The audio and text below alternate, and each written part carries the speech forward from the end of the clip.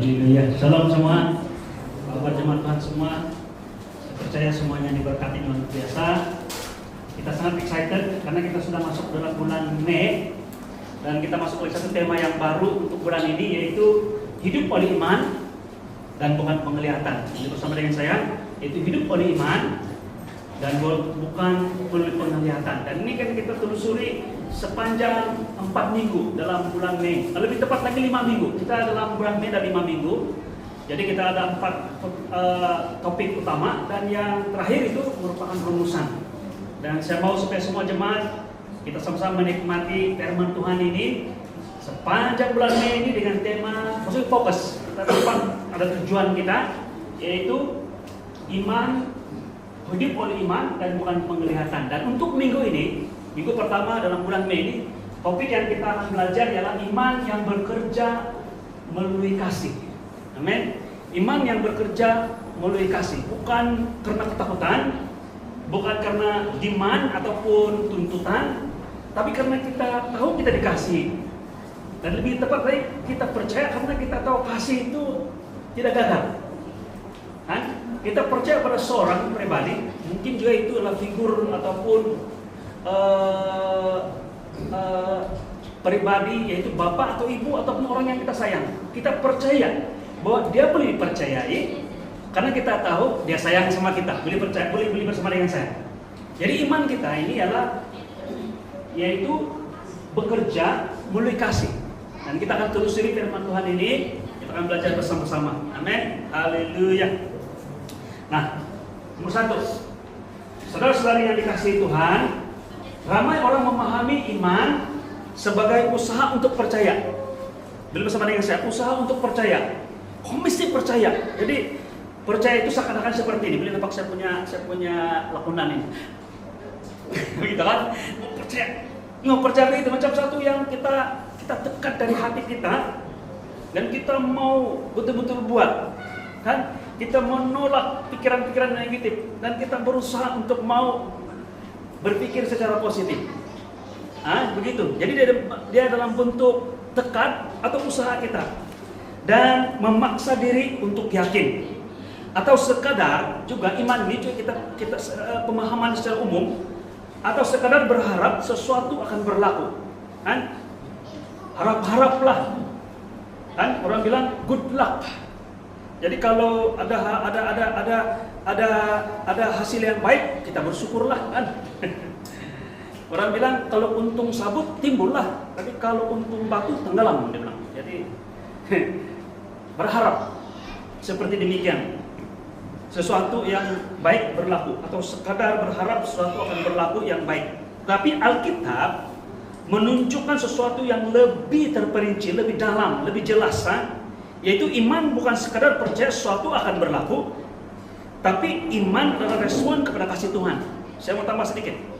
Iman bukan sekadar percaya sesuatu akan berlaku, tapi percaya yang berlaku itu adalah yang terbaik. Bila bersama dengan saya, yang the best. Jadi kalau bilang kita ada harapan, hope juga berkaitan dengan iman.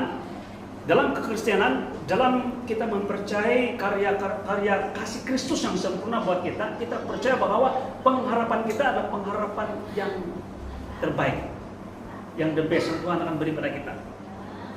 Jadi bukan sekadar percaya sesuatu akan berlaku, tetapi iman adalah respon kepada kasih Tuhan. Maksudnya kita percaya karena kita tahu, maksudnya kita respon yang Tuhan sayang dengan kita.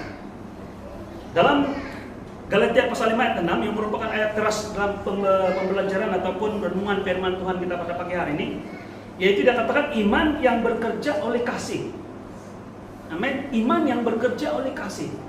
Jadi iman yang ditunjukkan atau yang dirujuk oleh Paulus ialah merujuk kepada iman yang dikerjakan ataupun yang bekerja oleh karena kasih. Amin.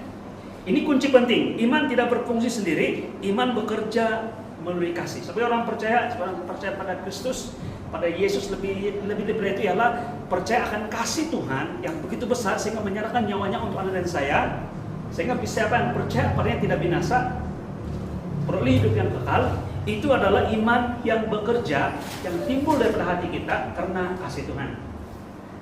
Ada satu situasi yang saya mau kamu lihat. Karena orang percaya, selalunya yang mula percaya itu selalu dikaitkan dengan satu situasi, yaitu pertobatan. Beli bersama dengan saya. Jadi pertobatan dalam Alkitab, kalau kita lihat, saya beritahu ini secara umum, tapi setiap peristiwa atau ilustrasi yang Tuhan berikan atau peristiwa yang berlaku dalam Alkitab, dalam Injil, itu adalah pertobatan yang diikuti dengan kebaikan Tuhan. Maksudnya kebaikan Tuhan dulu, baru ada pertobatan. Kamu tahu si Petrus? Petrus selalu jadi contoh yang baik. Si Petrus sebelum Yesus pergi ke perahu dia dan naik di atas perahu dia dan berkhotbah di atas perahu dia dan menyuruh dia untuk menebar, lebih tepat lagi, dia punya jala dan dia menangkap luar biasa berkat itu. Dia ada pertemuan dengan Yesus sebelum itu. Sebelum tidak ada bertemu dengan Yesus, dia diperkenalkan oleh dia punya saudara, kan? Simon Petrus. Waktu itu Tuhan sudah bagi nama dia. Tahu Simon, dia bilang, saya kasih nama kau bukan lagi Simon, tapi Simon Petrus, Simon Petra. Tuhan sudah bagi nama dia, tapi dia belum bertobat. Dia tidak ikut jadi murid Yesus. Walaupun yang lain sudah ikut Yesus, mungkin Matius sudah ikut Yesus sebagai murid, ikut sudah Yesus. Dia tidak, dia balik kepada pekerjaannya itu sebagai pelarian. Tetapi selepas dia melihat kebaikan Tuhan, apabila dia suruh Tuhan Yesus suruh dia tebar jala dia. Sebenarnya dorang ada banyak jala, kan? Dalam bahasa Inggris itu dia bilang Tuhan Yesus, cast your nets, nets, nets. Tapi dia bilang si Petrus, oke, oleh karena kau suruh, maka saya tebarlah satunya net. Dia bilang satu saja, dia kasih tebar satu saja. Tapi Tuhan Yesus suruh tebar semua. Itu jalan, tapi dia tebar satu saja. Walaupun satu saja, walaupun suruh Tuhan bilang, tak urus ini, pasang semua. Tapi dia pasang satu saja. Yang satu itu pun luar biasa berkat, melimpah-limpah. Kan? Sehingga berkat itu dikatakan, diistilahkan sebagai berkat yang sangat besar, banyak sampai mau tenggelam. Kan? Bot mau tenggelam karena berkat itu, ikan banyak. Selepas melihat peristiwa itu, baru Petrus bertobat, percaya pada Yesus. Dia bilang, Tuhan pergi daripada saya ini karena saya orang berdosa. Baru dia percaya bahwa Yesus itu luar biasa, mengasihi dia. Saudaraku, pertobatan itu selalu diikuti selepas melihat kebaikan Tuhan. Masih ingat lagi dengan Zakius? Zakius pun dia orang yang ditolak, tidak dipandang, tapi Tuhan mau datang ke rumah dia. Dia merasa dihargai. Dia hargai, orang Yahudi lain tolak dia, tapi dia diterima, malah diterima oleh seorang figur atau seorang pemimpin, seorang yang dipandang mulia pada waktu itu, Yesus. Dia bilang, saya berdosa pun Tuhan mau datang sama saya, mau bertandang di rumah saya, mau makan di rumah saya. Oh, ini satu penghormatan luar biasa. Dia bertobat. Masih ingat lagi kepala penjara yang sudah kita ceritakan 2 minggu lepas. Dia bertobat kenapa? Karena sepatutnya dalam keadaan seperti itu, Paulus dengan Silas dan juga semua para tawanan ataupun banduan waktu itu boleh melarikan dia, tapi dia tidak lari. Malah mereka bertahan, tidak keluar dari penjara, walaupun sudah dinding penjara sudah runtuh.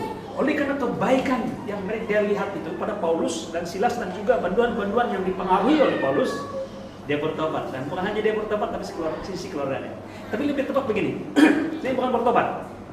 Ada keselamatan terjadi. Apa kata begitu? Ada keselamatan terjadi di rumah pribadi. Nah, selalu karena kebaikan Tuhan. Demikian juga, saudaraku, sebuah ini membawa kita untuk fokus melihat bahwa demikian juga iman. Tahukah iman kita adalah respon daripada kebaikan Tuhan yang kita dapat terlebih dahulu. Kita bilang, saya ini tidak layak, saya ini orang berdosa, tapi Tuhan masih mau mati untuk saya. Oleh itu saya percaya inilah kasih yang sejati. Bukan seperti di dunia sana, di luar sana. Orang mengasihi saya karena mereka mau mendapatkan sesuatu dari saya. Ada sesuatu yang saya boleh offer kepada mereka, tawarkan kepada mereka. Kebaikan saya, pertolongan saya, mungkin juga saya punya kebaikan, mungkin kehansaman, mungkin kecantikan saya, skill yang ada pada saya. Tapi Yesus tetap mengasihi saya walaupun saya tidak ada semua itu. Saya tidak layak. Kasih inilah yang paling, orang bilang paling sejati. Ya, saudaraku, masih ingat tadi waktu kita bercinta? Yang belum bercinta, ini satu ilustrasi saja. Waktu kita bercinta, Pertama-tama bila mengenali pasangan kita, suami kita itu bakal suami kita waktu itu atau istri kita. Kita selalu mau menunjukkan yang terbaik dari kita. Betul kan? Bila berbicara kita sopan, bila mau memberi kebaikan, kita mendahului supaya orang nampak kebaikan kita dan harap-harap orang itu suka balik sama kita. Tapi kita tidak pernah yakin bahwa orang itu sayang atau suka dengan kita secara jujur sebelum dia melihat kelemahan kita. Tapi bila kita sudah lama dating begitu dan akhirnya nampak kelemahan kita, sudah lidut. Dari segi kebersihan pun kurang sedikit. Mungkin dari segi bila, minta maaf lah ini ilustrasi saja, tidak pakai makeup, nampak yang muka dia betul-betul Allah, orang bilang kan. Tapi jikalau pasangan kita tuh masih menerima kita, masih sayang dengan kita tahu yakin bahwa dia begitu sayang dengan kita. Amin. Demikian Yesus. Firman Tuhan mengatakan dia mati untuk kita ketika kita masih berdosa, bukan waktu kita sudah baik. Oleh karena dia mati untuk kita ketika kita masih berdosa, maka kita mengalami kasih itu. Oleh sebab itulah kita percaya. Saya mendahului apa yang saya mau sampaikan, coba kesimpulan sudah. Tapi tidak apa-apa, kita tinggal pelan-pelan apa itu level demi level dalam pembelajaran firman Tuhan hari ini, khususnya bila kita melihat firman Tuhan. Amin. Kita belajar bersama-sama. Tapi begitu, kita percaya karena kita mengalami kasih Tuhan. Amin. Dalam Galatia 5:6 dikatakan iman yang bekerja oleh kasih. Jadi kuncinya ialah iman tidak berfungsi sendiri, tapi iman bekerja melalui kasih. Amin. Sama mengapa iman kita ini luar biasa. Amin. Kasih adalah asas iman. Beli bersama dengan saya. Kalau kita cakap pasal iman, sebenarnya itu adalah kasih. Bukan karena kita percaya secara membabi buta kalau di orang macam itu. Tidak. Walaupun saya tidak tahu siapa orang, saya percaya. Tidak. Tapi karena kita tahu orang ini atau pribadi ini mengasihi kita. Dalam 1 Yohanes pasal 4 ayat 19, kita mengasihi karena Allah lebih dahulu mengasihi kita. Nampak ini? Penting ini. Kita mengasihi karena Allah lebih dahulu mengasihi kita. Baik kita mengasihi kepada Allah sendiri sebagai respon ataupun kasih pada sesama kita. Kita boleh mengampuni. Contoh, dalam kasih ada item yang paling penting dalam kasih adalah mengampuni. Kita boleh mengampuni karena Bapa dalam pribadi Yesus mengampuni kita terlebih dahulu. Siapa saya menghakimi orang sedangkan saya sendiri tidak dihakimi? Belum bersama dengan saya. Amin. Begitu juga dengan iman. Kita percaya karena pertama kita tahu Tuhan mengasihi kita. Tuhan sayang dengan Anda dan saya. Tuhan sayang dengan saya. Kalau kamu mempersoalkan macam mana Tuhan boleh sayang sama saya, selalunya persoalan itu dijawab dengan adakah kita ada kebaikan, ada kelebihan, ada keistimewaan, maka Tuhan sayang dengan kita. Tidak. Tuhan sayang dengan kita seadanya kita. Dan baik-baik ini. Malah karena kita berdosa lah, Tuhan mati untuk kita. Bukan karena kita baik, Tuhan mati untuk kita. Amen. Jadi iman tidak lahir dari tekanan. Oke? Obligasi, tuntutan dan sebagainya. Tidak. Tetapi dari keyakinan, saya percaya bahwa Tuhan sayang dengan saya. Waktu saya masih berdosa, dia sudah mati untuk saya. Apalagi sekarang saya adalah anaknya, yang sudah diangkat menjadi anaknya, yang sudah dilahirkan kembali menjadi anaknya. Pasti kasih itu lebih luar biasa. Amin. Jadi kita punya iman adalah respon kepada Yesus yang mengasihi kita, yang menerima kita, yang tidak membiarkan kita, yang tidak meninggalkan kita, yang tidak mau melihat kita mengalami penderitaan. Kita percaya kalau Tuhan sayang. Kalau saya sayang pada anak saya kalau boleh saya tidak memberikan merasa beban, sakit dan sebagainya. Nah, kita sanggup buat segala sesuatu untuk kebaikan anak-anak kita. Amin. Nomor 3, tanpa kesadaran kasih, dengar baik-baik ini. Tanpa kesadaran kasih, iman menjadi lemah. Percaya kita menjadi tidak berdasar. Sehingga kita percaya tidak percaya, percaya tidak percaya, iman tidak iman. Tetapi kalau kita tahu, dan sadar bahwa Tuhan sayang dengan Anda dan saya, kita berani untuk percaya. Amin.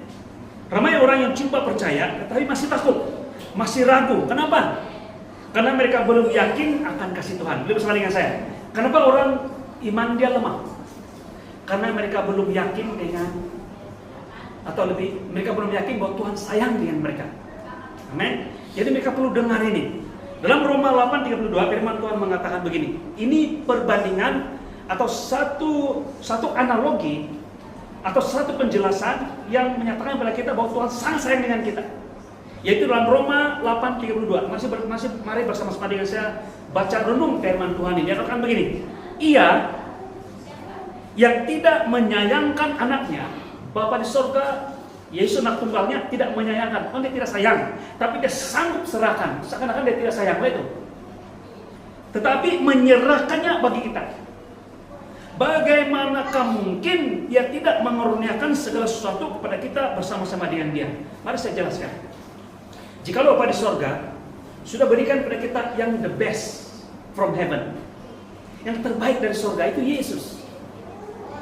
Jadi mengganti untuk kita, mati untuk kita. Malah segala sesuatu yang sepertinya milik Yesus, oleh karena Yesus menjadi milik kita. Ini bersama dengan saya. Tuhan yang tidak sayang, seakan-akan tidak sayang. Ini satu pernyataan yang sangat orang bilang, oh Bapak di surga tidak sayang, Yesus lagi tahu. Macam itu kan? Tapi saya beritahu begini, bukan Yesus, Bapak tidak sayang dengan Yesus. Tapi oleh karena dia sayang dengan Anda, dia sanggup lepaskan Yesus untuk mendapatkan Anda. Boleh saya bagi satu ilustrasi lagi, boleh supaya kita paham? Kamu ada satu keping 100 ringgit. Saya tidak ada yang, tapi kamu apa yang nggak saya yang 100 ringgit. 100 ringgit nilai dia banyak juga, bahkan beli apa ini? 100 ringgit. Banyak boleh buat kan? Kalau 100 ringgit kau hilang, mencari-cari juga. Jangan bilang 100 ringgit, 10 ringgit pun kita cari, ini punya Tuhanku ini 10 ringgit pun deh. Kita mencari itu tidak, ini 100 ringgit. Dan kamu simpan, kamu cari, kamu simpan dalam dompet atau dalam poket kamu simpan dengan selamat, tempat yang paling selamat, yang boleh kamu bawa dan boleh kamu gunakan. Tetapi pada satu peringkat ada benda, bersama dengan saya, ada benda yang kamu mau, sehingga kamu sanggup tukar itu 100 untuk mendapatkan itu barang, bersama dengan saya. Itu 100 itu masih berharga kan? Tapi kamu sanggup trade out, trade dia untuk dapatkan barang tersebut. Maksudnya barang tersebut sekurang-kurangnya atau lebih. Tapi soalnya kalau kita kalau kita pergi kedai kan, kita selalu usahakan supaya yang kita lepaskan itu, yang kita dapatkan itu lebih bernilai berbanding yang kita lepaskan. Betul kan? Bukan worth of the money, tapi kalau boleh ada untung lagi. Beli bersama dengan saya. Jadi apa yang kamu mau dapat itu sangat berharga. Sehingga apa yang 100 ringgit ini yang kamu jaga betul-betul kamu lepaskan. Kamu mau dapatkan barang yang kamu mau dapat itu. Demikian juga ilustrasi ini menjelaskan tentang kasih Yesus, kasih Bapa kepada Anda dan saya. Dia sangat sayang dengan kamu sehingga dia mau dapatkan kamu, sehingga dia trade. Dia berikan Yesus untuk menggantikan tempat kamu. Jadi kalau kamu katakan begini, boleh bersama dengan saya ini tidak bernilai. Tapi dalam konteks ini, sekurang-kurangnya nilai kamu sama dengan Yesus. Belum sama dengan saya. Dan dalam Yohanes 3:16 itu bukan pernyataan firman Tuhan, itu bukan kebetulan ataupun suka-suka karena pen out saja begitu. Roh Kudus mengurapi penulis sehingga dia menulis mengatakan begitu besar kasih Allah akan dunia ini. Sehingga dia menyerahkan anaknya yang tunggal. Dan kita tahu bahwa dalam peristiwa sebelum salib, apa yang Bapa di surga katakan tentang Yesus yang dia serahkan itu, this is my beloved son. Ini adalah anak yang kukasihi. 2 kali, pertama kali di Sungai Yordan yang paling rendah sekali di Israel, malah lebih rendah daripada aras laut. 400 meter lebih rendah daripada aras laut. Tuhan mengatakan bahwa this is my beloved son. Dan yang paling tinggi di tanah Israel yaitu di Gunung Hermon. Saya percaya di Gunung Hermon. Sekali lagi Tuhan katakan, ini anak yang kukasihi. Maksudnya dia kata lain, di tempat yang paling rendah dan tempat yang paling tinggi, apapun keadaan kita, masa kita mungkin sangat yang terbaik, kita punya kedudukan kita yang terbaik, yang the best lah kita punya kedudukan, ataupun sama ada waktu kita paling lemah, kita jatuh, kita tidak ada apa-apa, tapi di mata Tuhan kita masih lagi yang sangat Tuhan sayang. Amin. Kalau kita paham ini bahwa Yesus adalah the beloved Son of God, dia lepaskan untuk Anda, maksudnya nilai Anda, kasih yang Tuhan tumpahkan pada Anda itu sekurang-kurangnya sama dengan kasih kepada Yesus. Oh haleluya. Jika Tuhan sudah memberikan yang terbaik, dia tidak akan menahan yang lain. Ini membina iman yang kukuh.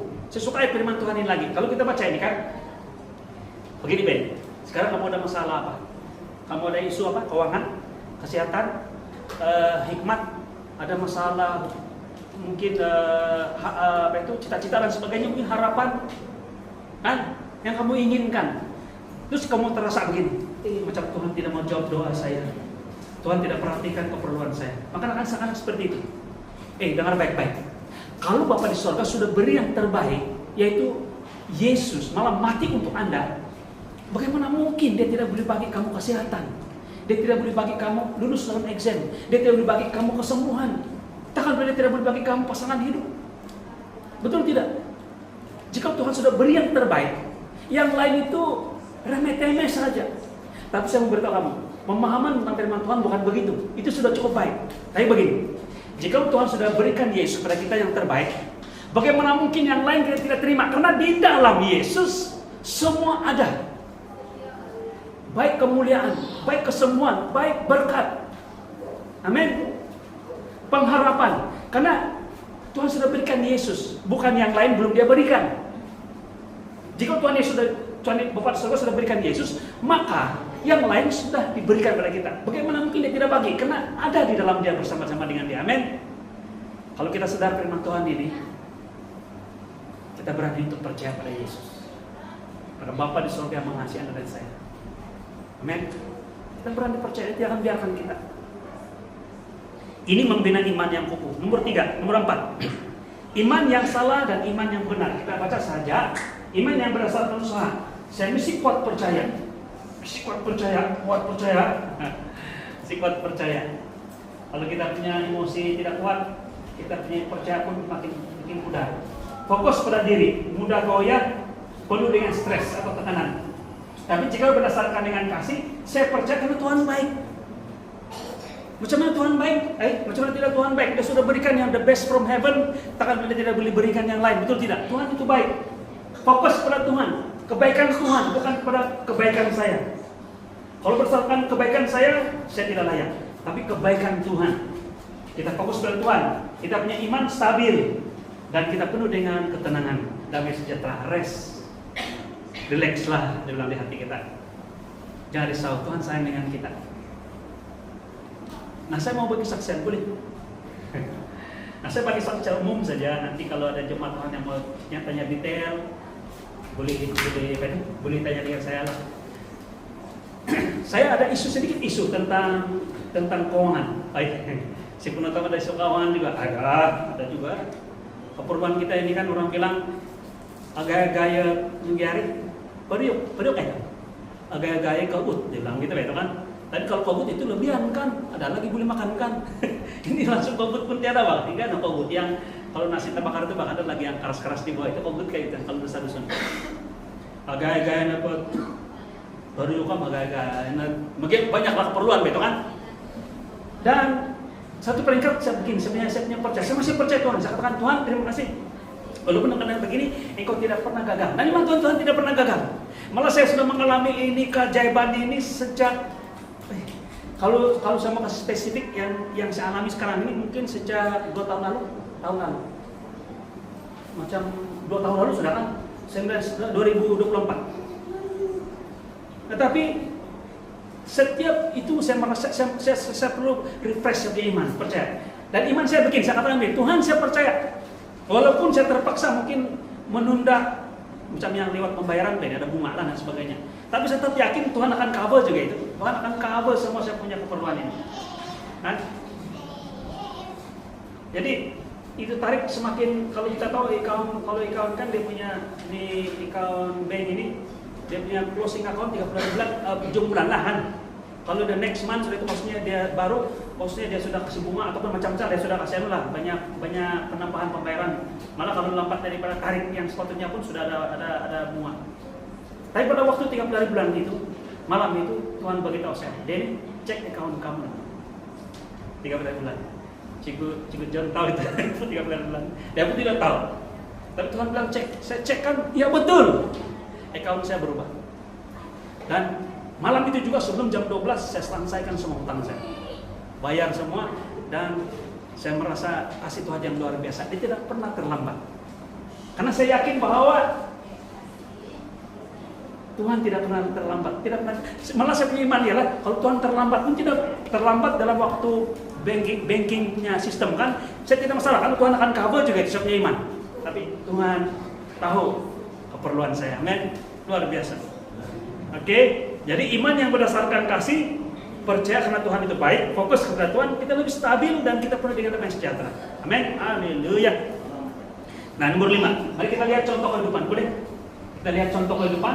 Dalam masalah hidup, jika fokus masalah kita jadi takut. Jika fokus pada kasih Tuhan, kita percaya. Dalam doa, kalau kita berusaha, cukupkah iman saya? Tapi kalau kita lihat kasih, Tuhan sayang dengan saya. Malah kita tidak pasal iman pun, kita bilang Tuhan sayang dengan saya. Kita tidak persoalkan apakah saya cukup percaya dan sebagainya, tidak. Tapi kita tahu Tuhan sayang dengan saya. Dan dalam pelayanan, dalam kerja kita, dalam tekanan dan juga prestasi kita, apabila kita paham kasih, kalau kita berusaha, kita ada tekanan dalam kita punya performance. Tapi kalau kita paham Tuhan sayang dengan kita bekerja dengan damai. Kita bukan untuk membuktikan diri kita. Boleh bersama dengan saya, dimanapun kita, jangan berusaha untuk membuktikan diri kita. Percaya Tuhan sayang dengan kita. Dia akan supply segala keperluan kita. Amin. Haleluya. Modal untuk menjadi baik. Saya katakan modal untuk melakukan yang terbaik. Haleluya. Ini ilustrasi ya. Anak dan bapak untuk menjelaskan iman berdasarkan kasih. Seorang anak kecil yakin bapaknya akan menjaga dia, bukan karena dia kuat, tapi karena dia tahu bapaknya mengasihi dia. Betul tidak? Ini anak-anak kita ini. Mereka mengajar kita tentang iman atas dasar kasih. Karena dia tahu itu bapak tidak akan tolak dia. Dia bilang, "Pak Daddy." Dia tahu walaupun kadang-kadang kita main-main kan. Kita bilang, "Anak-anak," masih kita pergi tepi. Itu anak itu innocent itu. Mereka tidak tahu apa-apa itu. Mereka punya simple faith itu anak ini. Masih ingat lagi saudaraku ketika anak-anak nampak Yesus dan mereka berlari-lari berkerumun mau pergi piang Yesus. Dipandang oleh orang pada waktu itu tidak sesuai, tidak proper. Macam tidak ikut adat. Tidak ikut peraturan. Jadi bilang itu adalah bilang, halang itu anak-anak itu jangan kasih susah-susah orang tua. Kasih biar dulu si Yesus duduk diam-diam. Tuhan Yesus bilang jangan halangi anak-anak ini. Karena demikianlah dia bilang, orang-orang yang mempunyai kerjaan surga, yang mempunyai iman seperti anak-anak ini, yang innocent. Mereka tidak peduli siapa diri mereka. Mungkin baingus begini, malingus ya. Orang-orang mati. Nah, tapi dia tahu bahwa siapapun orang itu akan terima dia. Ini iman. Amin. Jadi begitu juga Anda dan saya. Iman kita adalah berdasarkan orang bilang tingkah laku anak ini. Makalah anak yang kecil yakin bapaknya akan menjaga dia bukan karena dia kuat atau dia ada kebaikan, ada skill, ada sesuatu yang dia punya, tapi karena dia tahu bapaknya mengasihi dia. Itu iman yang sejati. Mari kita lihat yang ketujuh, bagaimana membangunkan iman. Kan orang bilang, "Tua, kocak pasal iman dan sebagainya. Macam mana boleh bangunkan iman saya supaya saya lebih kuat percaya?" Bukan lebih kuat percaya, lebih flowing itu percaya. Natural. Macam mana? Yang pertama, kenal kasih Tuhan. Dalam Efesus 3 ayat 18 dan 19, "Aku berdoa supaya kamu bersama-sama dengan segala orang kudus dapat memahami," ini doa si Paulus, dapat memahami kepada jemaat Efesus betapa lebar, panjang dan tingginya dan dalamnya kasih Kristus. Jadi ini doa kita. Jadi kalau kamu mau, mari kita berdoa bersama-sama. Saya mendoakan kamu mendoakan kita semua. Supaya kita tahu, kita sadar, kita mengalami betapa lebar, panjang, dalamnya kasih Tuhan berada di sana. Amin. Dan dapat mengenal kasih itu sekalipun yang melampaui segala pengetahuan. Kamu tahu kan? Hello, jemaat Tuhan. Untuk mengetahui tentang kasih ini bukan pengetahuan yang biasa-biasa.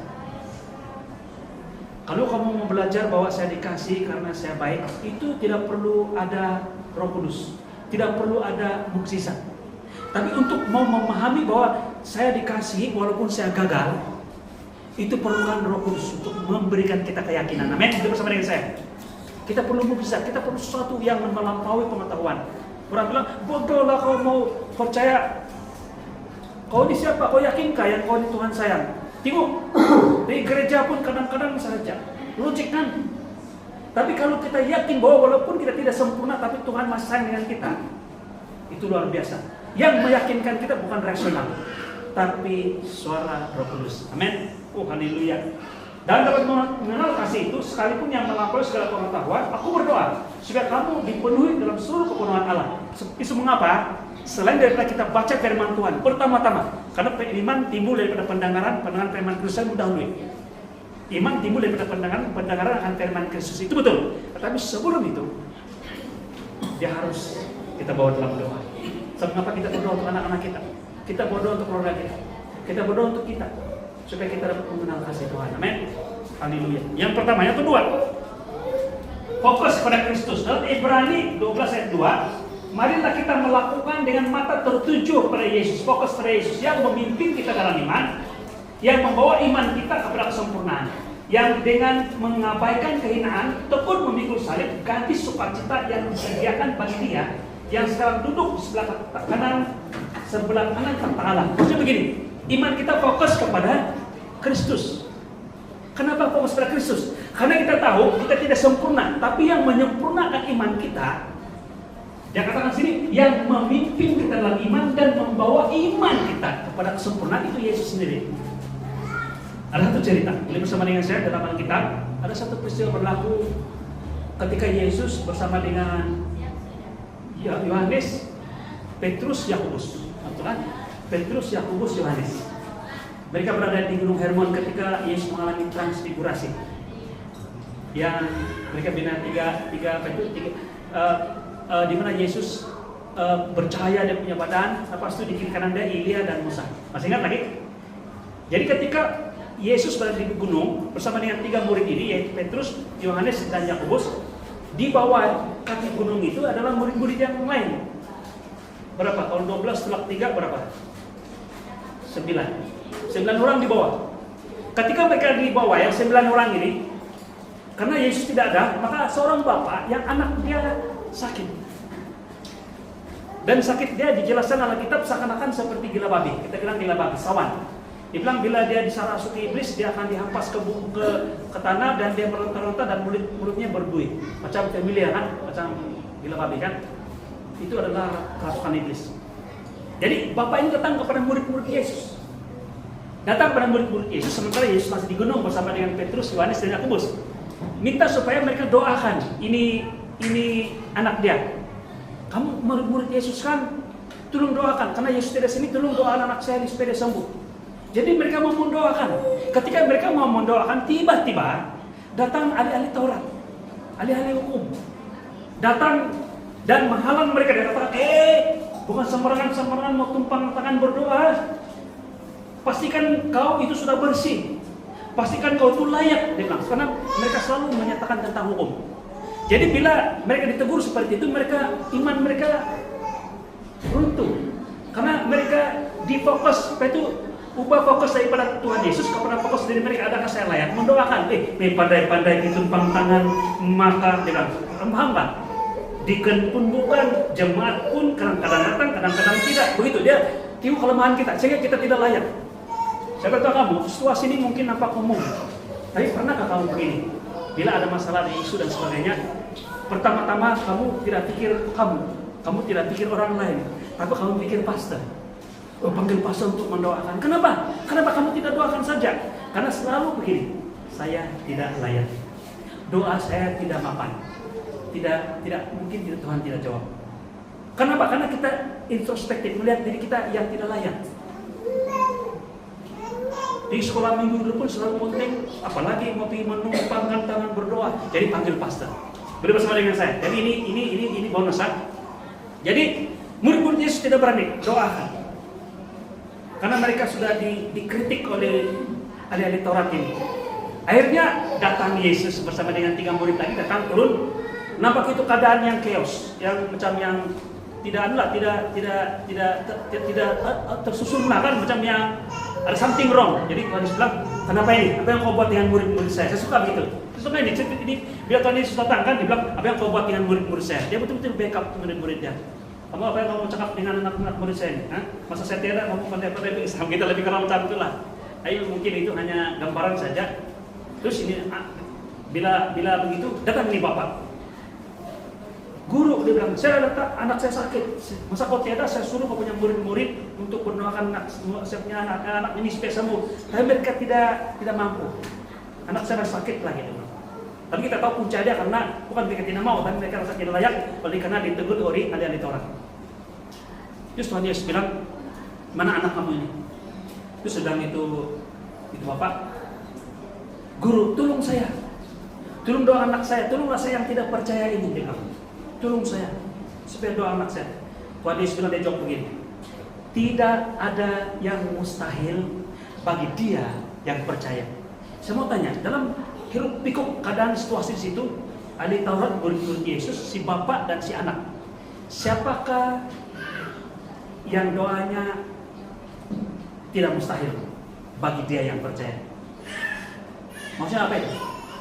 Adakah dia bicara tentang muridnya ataupun supaya muridnya percaya? Tidak.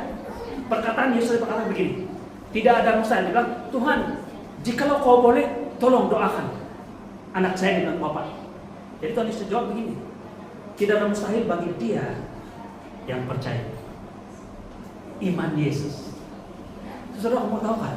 Sebenarnya kita berdoa dalam nama Yesus itu bermaksud apa? Bermaksud saya berdoa di dalam nama Yesus yang percaya. Jikalau dia yang berdoa, ini pasti terjadi. Sama kita berdoa dalam nama Yesus. Belum sama dengan saya. Jadi Tuhan mengajak kita untuk fokus bukan pada iman kita, belum sama dengan saya. Tapi fokus pada iman Yesus yang memimpin kita dalam iman, yang membawa iman kita kepada sempurna. Karena Yesus. Coba bayangkan. Masih ingat ilustrasi yang saya bawa kepada kita semua tentang si beliau itu. Dia pergi rumah sakit, selalu datang ke rumah sakit, berdoa untuk orang sakit. Dia cakap begini, waktu dia mandi. Itu saya sudah cerita tadi, tapi saya akan ulang balik. Secara yang bagus, ilustrasi yang menjelaskan message, yang boleh menjelaskan message. Ketika dia berdoa, dia mandi, dia bilang, dia mandi, dia cuci tangan dia. Dia akan panggil, dia pergi hospital, dia mendoakan orang sakit. Tuhan, dia bilang, saya cuci di tangan, tapi bila saya cuci tangan ini bukan tangan saya lagi, tapi tangan engkau. Ketika saya di hospital, tumpang tangan bukan tangan saya, tapi tangan engkau. Dia cuci kepala dia, Tuhan cuci kepala saya, tapi ini bukan kepala saya lagi, tapi kepala engkau, mulut engkau. Ketika saya berdoa untuk menyembuhkan orang, engkau yang berdoa, dia bilang. Saudaraku, inilah maksudnya, yaitu mata kita tertuju kepada Yesus yang memimpin iman kita dan membawa iman kita kepada sempurna. Karena kita ini sebenarnya adalah iman kita hanya menempel kepada iman Yesus. Karena jikalau Yesus mengatakan tidak ada mustahil bagi dia yang percaya. Siapa dia itu? Murid-murid Yesus tidak. Apalagi ada Taurat, si Bapak lagi lah. Tapi Yesus sendiri. Dan dia berdoa tumpang tangan kepada anaknya semua. Maksudnya kita berdoa dalam nama Yesus. Dalam nama Yesus maksudnya saya percaya iman Yesus. Nah, Paulus dia cakap begini. Belum sama dengan saya. Hidup saya sekarang ini, yang saya hidup dalam daging ini, bukan saya lagi, tapi hidup saya dalam daging ini, saya hidup dalam iman. Kan? Ada terjemahan mengatakan iman kepada Yesus. Tapi kalau kita lihat dia punya terjemahan asal, dia punya bahasa Greek yang asal, dia katakan begini dalam bahasa Melayu, terjemahan dia. Saya yang hidup dalam daging ini bukan lagi saya, tapi saya hidup di dalam iman Yesus. Saya bukan lagi percaya pada diri saya dan tubuh saya ini, tapi saya percaya pada iman Yesus yang ada dalam diri saya, yang mengasihi saya, yang menyerahkan hidupnya bagi saya. Amin. Ini Paulus dia bagi dia personal betul-betul, bahwa dia hidup bukan karena dia, bukan dengan kekuatan dia, tapi dengan iman Yesus yang dalam diri dia. Amin. Oh haleluya.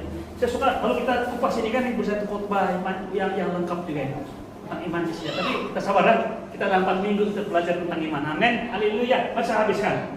Jangan berasal lagi. Mari kita melakukannya dengan mata yang tertuju pada Yesus yang memimpin kita dalam iman dan membawa iman kita kepada kesempurnaan, yang mengabaikan kehinaan, tekun memikul salib, ganti sukacita disediakan bagi Dia yang sekarang duduk di sebelah kanan takhta Allah. Yang ketiga, bagaimana kita boleh membangunkan iman kita? Yang tadi pertama ialah apa yang pertama tadi itu?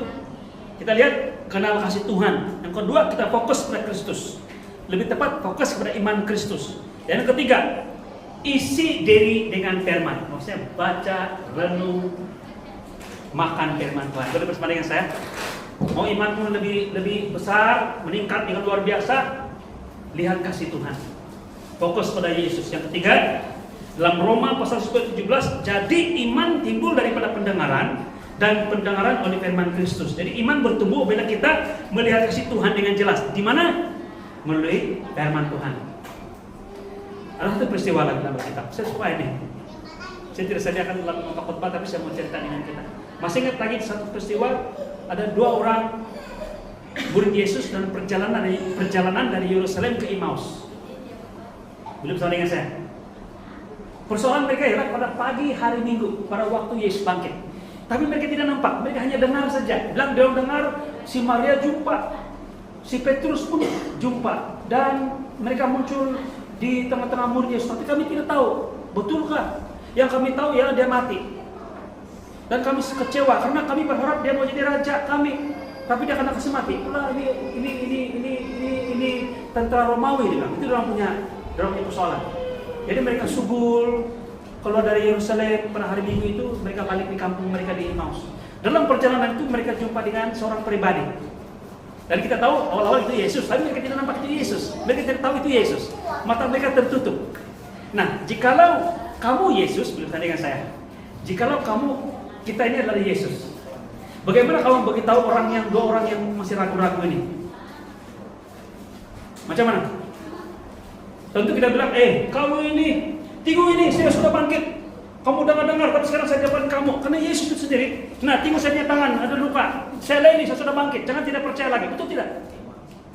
Itu cara kita untuk meyakinkan, betul tidak? Kita mau yakinkan bahwa kalau kita Yesus, bahwa itu Yesus sudah bangkit, supaya mereka percaya. Betul tidak? Tapi Yesus tidak buat begitu. Kadang-kadang kita perlu bertanya, kenapa Tuhan Yesus tidak direct saja kasih tahu orang yang dia Yesus? Tetapi apa yang berlaku dalam firman Tuhan itu dia katakan begini. Dia cerita begini. Yesus mendorong mereka, menceritakan mereka bahwa itulah yang harus terjadi. Dan dia mengajar mereka dari kitab-kitab di perjanjian lama. Karena belum ada kitab perjanjian baru, belum ada lagi waktu zaman Yesus. Yaitu dia katakan dalam kitab Kejadian, dalam 4 kitab Musa yang utama, dia beritahu tentang beritahu tentang Mesias yang akan mati dan bangkit bagi mereka. Dia beritahu, dia ajar mereka melalui firman Tuhan yang sudah tertulis, supaya mereka mengerti. Boleh bersama dengan saya? Soalan dia, kenapa Tuhan Yesus tidak beritahu secara direct? Saya ini saya sudah bangkit, tapi dia beritahu dia melalui firman Tuhan. Dan waktu itu hanya ada perjanjian lama, yaitu kitab-kitab Musa dan kitab-kitab para nabi. Kenapa? Supaya pada waktu zaman Yesus dan zaman kita, Tuhan adil. Bahwa kita boleh melihat kasih Yesus bukan melalui penglihatan kita, bukan melalui pengalaman kita, tapi melalui firman Tuhan. Amin. Tuhan mau kita melihat dia melalui perenungan firman Tuhan. Mengapa firman Tuhan mengatakan iman timbul daripada pendengaran firman Kristus. Terus kamu tanya bilang, tapi di zaman si Petrus, dia ada pengalaman pribadi berhadapan dengan Yesus, hidup bersama dengan diorang. Tapi lihat, 2 orang murid yang kurang ke Emmaus ini. Tuhan Yesus tidak gunakan pengalaman langsung ini, tapi dia mengajar mereka untuk melihat dia di dalam Alkitab, perjanjian lama, supaya Anda, kita semua dan mereka yang pada waktu zaman Yesus itu adil. Kita boleh melihat Yesus melalui firman Tuhan. Amin. Jadi iman bertumbuh apabila kita melihat kasih Tuhan dengan jelas di perjanjian lama dan di perjanjian baru, apalagi di dalam Injil. Amin. Haleluya. Nah, kita lihat yang ke-8, kita sudah di ujung sudah. Hasil ya iman yang bekerja melalui kasih. Ada dia punya impak. Nah, yang pertama, hati tenang, tidak mudah takut, doa lebih yakin, hidup lebih stabil. Konsistensi. Amin. Iman yang berakar dalam kasih Tuhan menghasilkan hati yang tenang, mengusir ketakutan, memberi keyakinan dalam doa, dan membawa hidup yang lebih stabil. Bukan yang interpret di belakang, yang kadang-kadang ada, kadang-kadang tiada, macam Oreo. Amin. Haleluya. Kita mau buat penegasan ini, dengar baik-baik. Iman bukan tentang seberapa kuat kita percaya, itu bersama dengan saya, tapi seberapa dalam kita mengenal kasih Tuhan. Lebih kita mengenal kasih Tuhan, lebih kita berserah, berharap. Kita tidak akan serahkan hidup kita kepada seseorang kalau kita tidak yakin dia boleh handle kehidupan kita. Dia boleh urus, dia boleh manage, dia boleh memberikan sepenuhnya keperluan kita. Jadi kalau kita kenal siapa Yesus, melalui firman-Nya, merenungkan Dia, melalui kasih yang Tuhan beri pada kita, dan melalui pandang pada Yesus dalam kehidupan Anda dan saya, iman kita boleh bertumbuh dengan luar biasa. Amin. Haleluya. Sekali lagi, iman bukan tentang berapa kuat kita percaya, tapi seberapa dalam kita mengenal kasih Tuhan. Firman Tuhan mengatakan,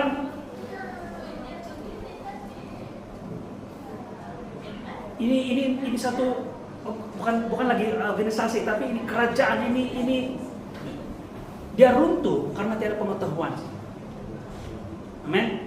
Tapi pengetahuan kita membawa kita untuk dimerdekakan. Amin. Haleluya. Nah, mari kita lihat aplikasi.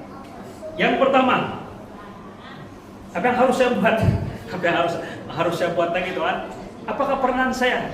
Apakah respon saya lebih tepat lagi? Yaitu ingat kasih Tuhan setiap hari. Bangun saja Tuhan katakan, Tuhan saya tahu Engkau sayang dengan saya. Yang kedua, tolak pemikiran bahwa Tuhan jauh.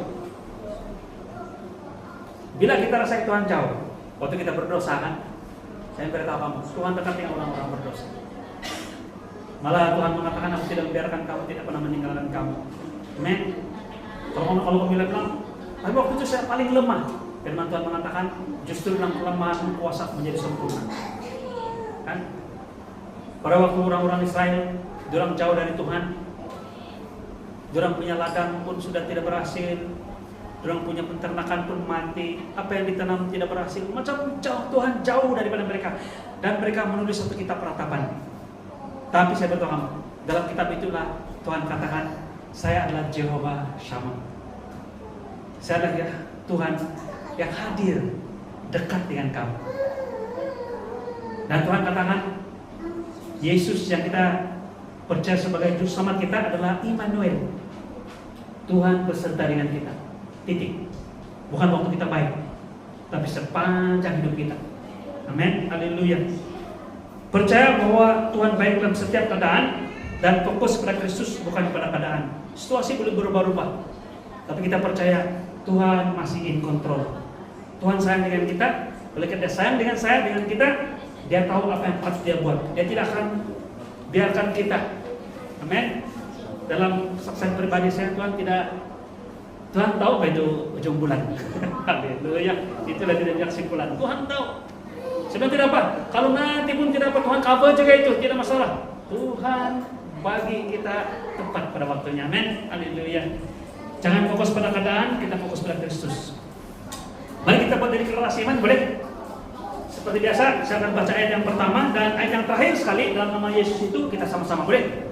Saya dulu, kemudian saudara, kita berganti-gantian, dan di ujung sekali dalam nama Yesus itu kita sama-sama, boleh? Haleluya. Sedia? Mari kita mulai. Mari kita buat deklarasi iman. Setelah kita mendengar firman Tuhan, kita katakan ini sesuai dengan kebenaran firman Tuhan. Saya mulai. Saya percaya karena Tuhan mengasihi saya. Saya tidak hidup dalam ketakutan, tetapi dalam keyakinan. Saya hidup oleh iman. Dalam nama Yesus, amin. Oh, haleluya, puji Tuhan. Mari kita tutup. Saudara-saudara itu, jemaat Tuhan yang dikasihi Tuhan, amin. Bolehkah saya buat sesuatu? Boleh ya?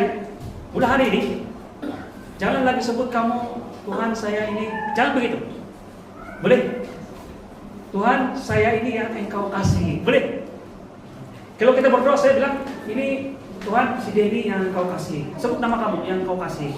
Kalau kamu mau macam si Yohanes pun tidak apa. Bilang, ini murid yang kau kasih. Tapi kita bukan murid, dan saya kata kamu, kita bukan murid. Masa Yesus, dia belum mati lagi, murid-muridnya dipanggil murid, disciple. Tapi kita bukan murid, kita apa?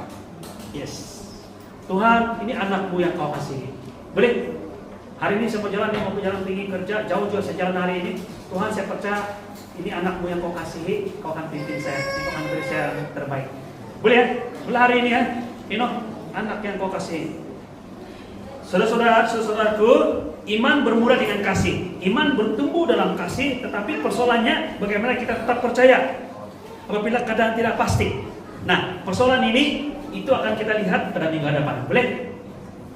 Iman bermula dengan kasih. Kita sudah tahu bahwa iman hari ini kita tahu bermula dengan kasih. Kita tahu Tuhan sayang dengan saya. Oleh karena Tuhan sayang dengan saya, maka Tuhan pasti akan sediakan segala keperluan saya. Jika Tuhan Bapa di surga sudah beri yang terbaik pada saya dari surga, apalagi yang lain Tuhan tidak mau bagi, pasti Dia bagi. Kita tahu dengan kasih. Iman bertumbuh mulai kasih. Amin. Persoalan dia kamu tanya. Tapi Tuhan, macam mana supaya konsisten? Haleluya. Tetap percaya apabila keadaan, walaupun keadaan sekarang ini kan perang sana di Teluk, harga minyak, macam-macam lah, kos hidup dan sebagainya. Bagaimana keadaan tidak pasti ini? Itulah akan kita lihat pada minggu depan, yaitu menghadapi ketidakpastian. Ini minggu depan kita coba menghadapi ketidakpastian dengan iman. Amin. Haleluya. Bantu kepala semua kita berdoa.